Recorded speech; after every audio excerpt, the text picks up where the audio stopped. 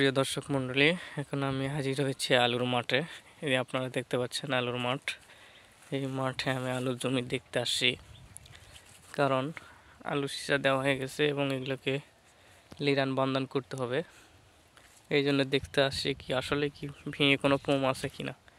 তা দেখছি নাই, এটা এখন চুটানোর মতো উপযোগী হয়ে গেছে। দেখেন আমি ভিড়ের ভিতরে নামছি, নাই এখন এগুলা এইভাবে চুটাতে হবে, বান্ধাই দিতে হবে। কারণ অন্য কোনো জায়গায় গাছ মিস করছিল, কিন্তু এখন দেখা যাচ্ছে গাছ ওঠার পরে না ঠিক আছে,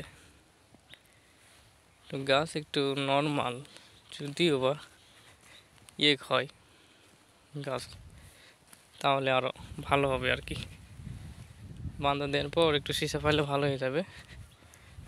যারা অনেক পোম, এই পোমের কারণে হয়তো বাঁধা দেখতে একটু দেরি হচ্ছে, তাছাড়া এর অনেক আগেই আমরা এই লিরান বাঁধান শুরু করতাম। দেখেন গাছ গাছ, আশেপাশে গাছ, এই তো আলুর গাছ। এই আলুর গাছগুলো এখন ছোট হয়ে যাচ্ছে, কোনো কোনো জায়গায় মিস্টেক।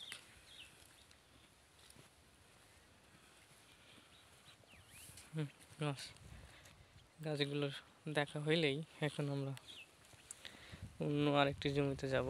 এই সাইডে মোটামুটি গাছ ছিল না, কিন্তু এই সাইডে গাছগুলো অনেক সুন্দর হয়েছে।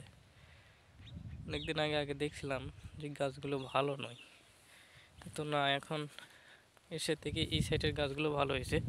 আর আপনি এই পাশে দেখছেন, এই পাশের গাছের ধরন আর একটু ভিন্ন। এগুলা গাছ একটু পাতা ছোট ছোট, আর ওগুলো বড় বড় পাতা। এই সাইডের গাছগুলো একটু মিডিয়াম।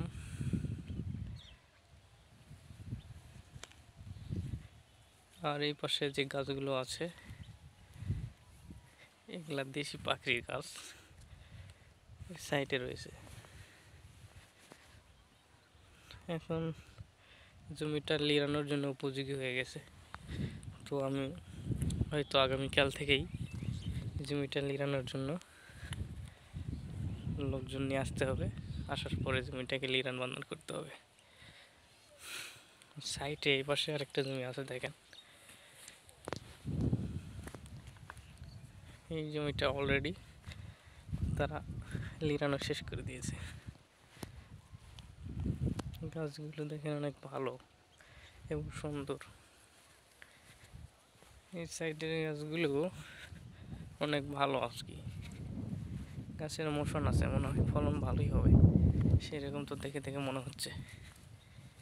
এখন শেষ পর্যন্ত যদি ফসল ভালোভাবে টিকে থাকে, তাহলে আমরা বুঝতে পারবো আসলে এবারে ফসল কেমন ফলন হবে।